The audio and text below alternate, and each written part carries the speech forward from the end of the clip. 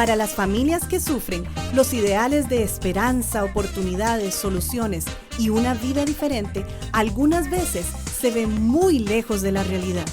Levanta propone una solución alternativa a lo que hasta hoy se ha oído con relación a la familia, matrimonio e hijos azotados por la violencia doméstica. Hoy proponemos un camino más alto, uno que levanta a los caídos y oprimidos, dando voz a quienes no la tienen. Y ahora con ustedes, Levanta. ¿Qué tal, Ervin? Programa número 2. Saludos, mi estimado Alonso. Gusto verte, hermano. Igualmente. ¿Todo en orden? Todo en orden, gracias a Dios. Qué bueno. Mira, estaba pensando, estamos conversando vos y yo, pero la gente que nos escucha no sabe quién son estos locos, ¿verdad? Por dicha. Gracias a Dios no saben quiénes somos, sino apagarían en este momento sí. ¿verdad? Contame muy puntualmente quién sos vos. Bueno, soy un pecador redimido por Jesucristo, en primer lugar. Estamos igual, entonces. Y el Señor me ha permitido una hermosa familia, casado con Yesenia, mi esposa, José Pablo, Gloriana y Lucía son mis hijos, mis 3 hijos, y estoy pues en este momento cursando mi maestría en liderazgo pastoral. Qué bueno. ¿Cuánto tiempo de casado? 21 años, Alonso. 21 años. Gracias a Dios, sí. ¿Y músico de profesión? Músico de profesión, mi esposa también. Y yo lo digo personalmente, de alta calidad. Ah, muchas gracias. Sí. Y bueno, rápidamente, también yo estoy casado con mi esposa Vivian hace casi 18 años. 2 hermosas hijas, que no las merezco y salieron a la mamá por dicha. Soy pastor y bueno, estudié teología y ahora estoy cursando el doctorado en ministerio. Así que bueno, es parte del rol, ¿verdad?, que estamos cumpliendo en esta sociedad hoy. ¿Y vos crees que es importante la formación en el ministro entonces? Fundamental porque algo que yo he visto y que me anima a seguir estudiando y a crecer es que quienes ocupamos estos roles, llamémosle misionero, pastor, una posición de influencia, lo que decimos se atiende, se escucha. Y lo que decimos, si no tiene un fundamento, si es errado, puede llevar a las personas al error. Pero vos sabés que esa preparación también puede darse en cualquier otro ámbito que no sea el religioso, llamémoslo desde ese punto de vista. Porque cualquier preparación humana, cualquier desarrollo humano va a tener un impacto en la sociedad. Correcto. ¿Verdad? En todo nivel. Claro, definitivamente. Necesitamos el punto de vista del desarrollo humano. ¿Verdad? Sí, claro. Desde cosas tan importantes como la salud, por ejemplo, un médico con conocimiento, claro, o un pastor con entendimiento bíblico correcto, un arquitecto que sabe o un ingeniero más bien, cómo poner cimientos sólidos, un maestro con fundamentos y principios, es absoluto, totalmente. Y vos has pensado, porque en ese tema tan bonito, que conforme más se estudie la palabra de Dios, definitivamente nos vemos más dependientes del Señor, porque es diferente a un concepto simplemente intelectual. Correcto. ¿Verdad? Sí. Sino que se avanza en el sentido de dependencia. ¿Verdad? Sí, yo siempre he dicho que entre más estudio la Biblia, me doy cuenta que sé menos de Dios. Claro. Porque se va ampliando el concepto de quién es Dios y cuando nos acercamos se hace cada vez más grande. Sí. Así que es una dependencia y eso genera dependencia. Claro, sabemos, Dios es insondable definitivamente, pero por otro lado también Él va revelando su verdad, una verdad que es aplicada y aplicada en nuestro entorno. Correcto. Básicamente hablamos de eso en el programa anterior. Sí, la semana pasada el programa pasado hablamos sobre lo que es cosmovisión y la necesidad de una nueva humanidad, ¿verdad? Claro. Y el rol que debería ocupar la iglesia. ¿Y la iglesia era?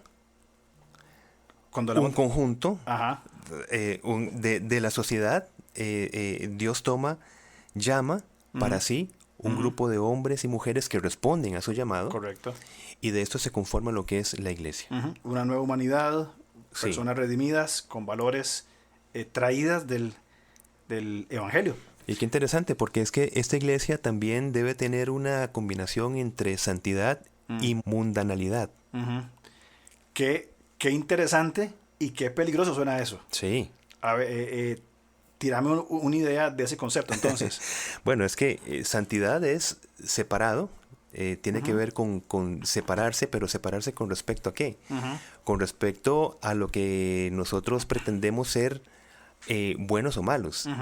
Separarse de una cosmovisión y añadirse a lo que Dios ha dicho. Correcto. Dios ha separado un pueblo para sí, pero a la vez ha dado luz y esa luz tiene que alumbrar Así que tiene que insertarse en el mundo. Sí. Ese es el concepto de mundanalidad. Es decir, que tiene que estar en el mundo sin ser del mundo. Básicamente fue lo que dijo Jesús. Yo no te pido que lo saques del mundo, sino que lo guardes del mal. Claro. Y es que es un tema que nos lleva a otra palabrilla medio extraña, que es la dicotomía de la iglesia. Dicotomía de la iglesia. Antes de pasar a ese tema, una pregunta así rara. ¿Vos te acordás si en la Biblia se usa la palabra mundanalidad? Mundanalidad. Al menos en nuestra Reina Valera, que es la más usada, ¿verdad? Ajá. Yo no me acuerdo que la palabra, se habla del mundo como el sistema o la cosmovisión, ¿verdad? De un mundo caído, ¿verdad? Que generan violencia doméstica, suicidio y el pecado en muchas manifestaciones. Sí. Pero a veces yo escucho mucho la palabra mundanalidad, ¿verdad? No es una palabra bíblica, al menos como tal, mundanalidad, ¿verdad? Yo creo que la Biblia lo que da son conceptos también que nos lleva digamos, a una mente a través de términos, pero que se pueden desarrollar sobre... Por ejemplo, en la Biblia no viene la palabra Trinidad, por darte un ejemplo.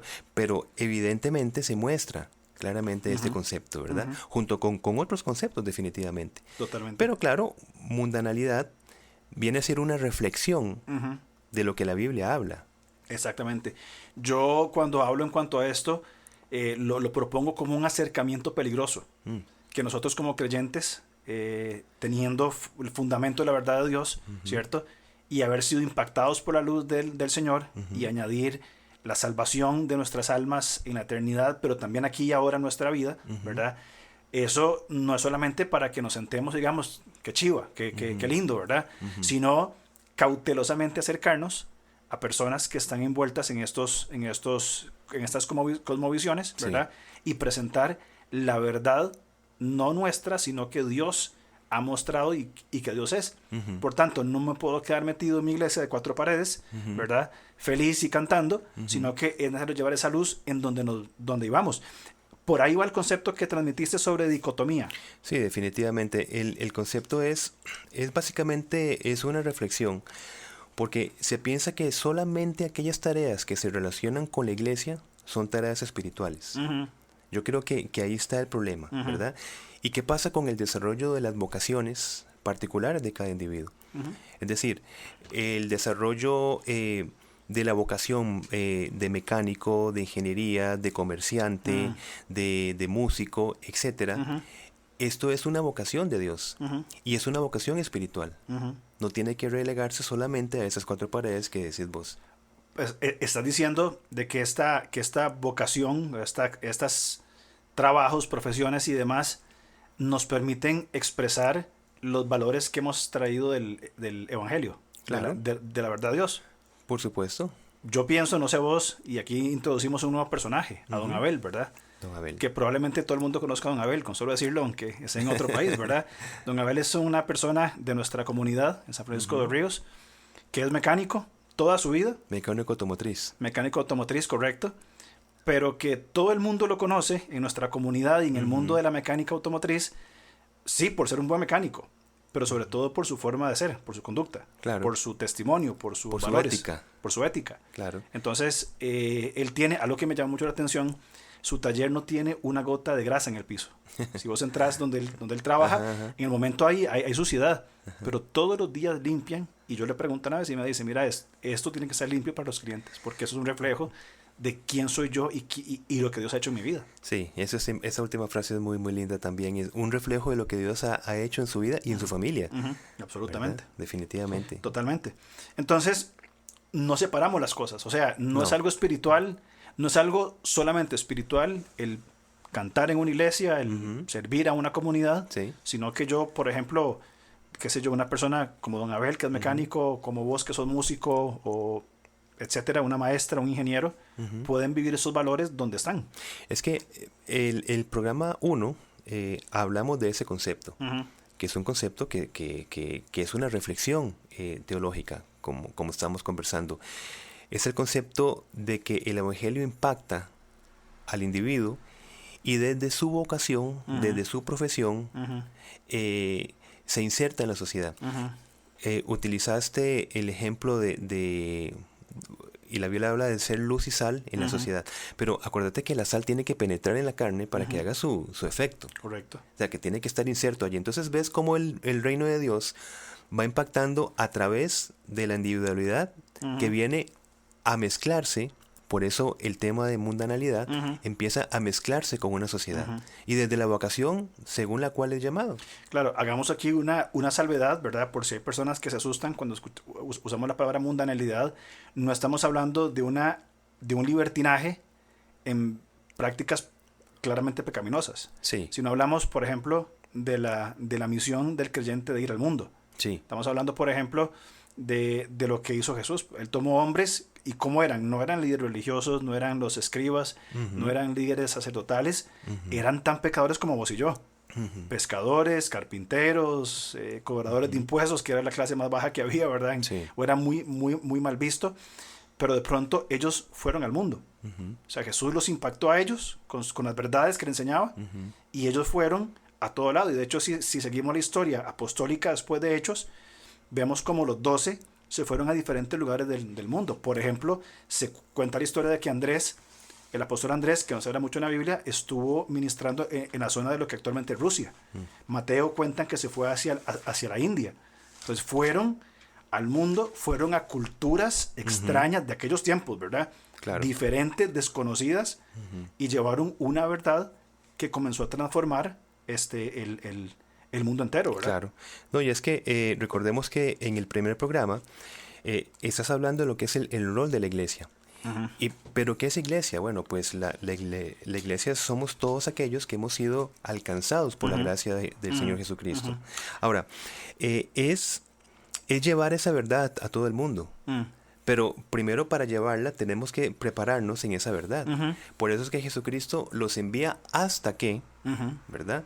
Fueron, digamos, impactados, recibieron el poder del Espíritu Santo para que fueran testimonios de la verdad. Correcto. Ahora, trayéndolo al tema de nuestro podcast, de nuestro programa, ¿verdad? Y nuestro ministerio como tal, tenemos que entonces entender que ese impacto que el Señor con su verdad revelada, con la palabra de Dios, ha transformado nuestra vida. Te pregunto, ¿puede también transformar la vida de un hombre violento que acostumbra, por la razón que sea, hay muchas razones, o varias por lo menos, que acostumbra a golpear a su esposa? Es la razón por la que han habido asesinatos de mujeres, es la razón por la que hay abuso infantil, abuso sexual, psicológico, físico. ¿Es esa razón, esa carencia de esos valores? Mira, yo creo que un aspecto fundamental de lo que Dios ha revelado es que ha traído esperanza. Ha traído esperanza justamente a un mundo caído, ha traído luz referente a las tinieblas, ha traído sal referente a algo que es insípido. Es decir, el punto de vista de la esperanza es fundamental, porque el mundo vive sin esperanza, el mundo vive con temor. Claro. ¿Y por qué vive sin esperanza? Porque ha tomado de fuentes rotas, ha tomado de diferentes, digamos, circunstancias que más bien llegan a frustrar, que no llegan a completar las expectativas. Pero el punto fundamental del Evangelio es que trae esperanza. ¿Qué palabra más maravillosa es esa, verdad? Sí, definitivamente. Porque, o sea, si vos hablas con una persona, o sea, hoy en esta pandemia que estamos viviendo, ya más de 6 meses, ¿verdad? Sí. Que ha impactado el mundo entero, que hemos adoptado inclusive un nuevo vocabulario. Yo no sé cuántas veces hemos dicho pandemia en ese tiempo, ¿verdad? Si vos preguntas a una persona en cualquier lugar del mundo, mira, ¿qué esperanza tenés vos en medio de la pandemia? Preguntarle a un empresario que ha cerrado su negocio, a alguien que perdió su trabajo, alguien que, de hecho, vamos a temas al que nos corresponde. Cómo la convivencia en los hogares por la pandemia, ser todos en casa, ha generado mucha tensión y de hecho ha incrementado la denuncia de violencia doméstica porque el hombre agresor está en casa, ¿cierto? Y la tensión del calor del día, del trabajo, de la esposa, de los hijos, del internet que no funciona, termina en una agresión. No hay esperanza, pero me estás diciendo que el Evangelio trae esperanza. Claro. Sí, no, es lamentable lo que se está viviendo, definitivamente, cómo se desencadenan esas emociones descontroladas, ¿verdad? Y cuando no hay un norte, cuando no hay una luz, cuando simplemente estoy enceguecido por las circunstancias, por las condiciones, esto definitivamente genera ira, genera violencia, genera maltrato en todas sus formas. Que acertada la expresión que usaste, emociones descontroladas, porque Dios nos dio las emociones. Sí. Son alertas, el enojo, claro. la tristeza, etcétera, son alertas de un peligro. Y necesarias. Y totalmente necesarias, por supuesto. Claro. El asunto es que cuando se descontrolan, terminan en estas cosas. Sí. Te hago una pregunta. ¿Vos pensás que hay esperanza para un hombre violento? Mira, si no hubiera esperanza, no estaría aquí hablando, Alonso. Mira, yo tomo la escritura y lo tomo como un libro más, como una novela más, correcto, como una perspectiva más, ¿verdad? Sino que nosotros estamos fundamentados en una palabra que nos dice que hay esperanza, tanto eterna como temporal. O sea, la temporalidad apunta a la eternidad. Presente. Claro, definitivamente. Maravilloso. Se ha tomado el Evangelio como algo solamente futuro. El Evangelio me salva, como se ha presentado más comúnmente, el Evangelio me salva del infierno, me pone en el cielo. Claro. Que tiene, por supuesto, su verdad y su trascendencia. Su revelación. Su revelación total, ¿verdad? De que el Señor nos libera de la condenación eterna y nos da un lugar junto a Él por la eternidad. Es una verdad revelada. Pero también el Evangelio nos salva aquí y ahora. Claro. Hoy. De pecados, como un hombre violento que destruye muchas vidas. Y es que el impacto individual definitivamente va a dar esperanza en las, digamos que en las consecuencias que en las cuales yo vivo. Es decir, es integral el Evangelio. Absoluto. Eso me encanta, es integral. Sí, es integral. Totalmente. Y si genera esperanza en un hombre violento, el Evangelio genera esperanza en una mujer que es víctima. En su familia genera esperanza, en su entorno social, en todo su estilo de vida. Ahora, imagínate qué historia maravillosa. A mí me gustan mucho las historias. De hecho, estamos pensando traer historias acá más adelante, ¿verdad? Pero, ¿te imaginas qué historia digna de escribir sería la de un hombre que ha sido un agresor, pues, por todo el tiempo que ha estado casado, todo su tiempo, y de pronto conoce una verdad integral que transforma su presente y su futuro, que redime, como usamos en el programa anterior la palabra redimir, cambia su pensamiento y se convierte de un hombre agresor en un hombre que sirve a su esposa. Claro. Una esposa que fue agredida y que hoy siente lo que es ser amada y servida por su esposo. Hijos que ven que su padre les daba tundas, ¿verdad?, de aquellas, pero que hoy los entrena en verdades que él aprendió. ¿Qué historia para contar es esa? Es que eso es un regalo, Alonso. Es más, quiero leer acá, Juan 14, 27, me parece importante. Dice Jesús, les dejo un regalo, paz en la mente y en el corazón. Y la paz que doy es un regalo que el mundo no puede dar. Así que no se angustien ni tengan miedo. Bueno. ¿Podría leer otra vez la primera parte? Les dejo un regalo, paz en la mente y en el corazón. ¿Te imaginas lo que puede sonar eso en la mente de todos nosotros? O sea, indiferentemente si estamos viviendo, por ahora, ¿verdad?, en un caso de violencia intrafamiliar, paz en la mente y en el corazón. Claro. O sea, el Señor, por los valores que transmite el Evangelio y la salvación completa que Él trae en la eternidad y aquí hoy, Él trae paz a nuestra mente y corazón. Lo que pasa es que hay un punto importante, Alonso. Algo puede ser eficiente, pero no eficaz. Es decir, lo que estamos leyendo es eficiente, pero será eficaz hasta el momento que se asuma como una verdad, que se crea, donde uno se acerque a esta bendición. ¿Ves? Porque definitivamente Jesucristo, todo lo que dijo es eficiente para la condición de la humanidad. Pero ¿por qué vivimos como vivimos? Porque el ser humano no lo hace eficaz en su vida. Totalmente. Y hay una gran diferencia allí. Este versículo es maravilloso, pero no será eficaz en un hombre violento hasta que no asuma que lo que está escuchando es la solución a sus necesidades integrales. Totalmente. Todo, cuerpo, alma, espíritu, emociones, Exacto. Principios, valores. Todo, absolutamente todo. Y es una desgracia definitivamente que con un regalo con el que tenemos, porque les dejo un regalo, dijo Jesús. Paz en el alma, en el corazón. Es más, tenemos un regalo de parte de Dios, pero no lo hacemos eficaz como humanidad. ¿Por qué? Bueno, porque simplemente nos seguimos inclinando a ese querer vivir independientemente de Dios. Yo resuelvo las cosas a mi manera. Hablamos de ídolos. Hablamos de idolatría. Construimos nuestros ídolos.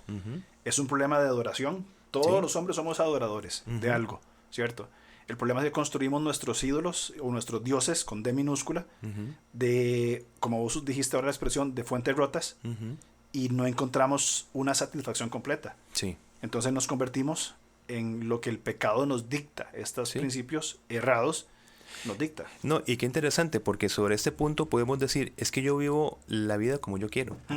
Yo tengo derecho a tener de mi vida o de mi cuerpo lo que yo quiero. Eso es una falsa libertad, absolutamente. Falsísima libertad. Totalmente. Ahora, ¿qué es libertad? Pues libertad justamente es recibir ese regalo de Dios y recibir las pautas de Dios para caminar con respecto al camino que Él ha trazado. Correcto. O sea, soy libre mientras camine la voluntad de Dios. Estamos hablando en nuestra iglesia sobre Jonás, ¿verdad? Y hablamos de autonomía, que lo mencionamos en el programa anterior, y hablamos del antónimo, heteronomía. Heteronomía. La heteronomía es, me rijo por valores fuera de mí. Entonces, voluntariamente, y este regalo lo entendemos cuando voluntariamente conducimos nuestra autonomía a una sujeción a Dios. Mi autonomía me dice, me voy a sujetar a lo que Dios dice, porque esto trae verdad completa aquí y en la eternidad. Ahora, dos cosas o un principio maravilloso que hemos conversado. Y creo que sería digno de que hiciéramos un programa solamente de esto. Bueno. Servicio y acción social. Términos, mi hermano, que cuando algunos lo escuchen se les van a parar los pelos, porque no les va a gustar. Sí. Pero creo que sería importante que tiráramos una pequeñita idea, porque me gustaría que dedicáramos un programa completo a lo que es servicio y acción social, ¿verdad? Porque es el rol de la iglesia, ¿no?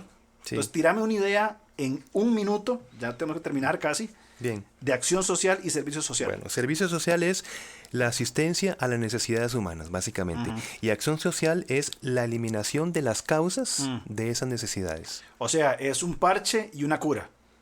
Sí. O sea, hablamos de, primero pongamos un parche, arreglémoslo así momentáneamente, ¿verdad? Y el otro es cortemos de raíz. Sí.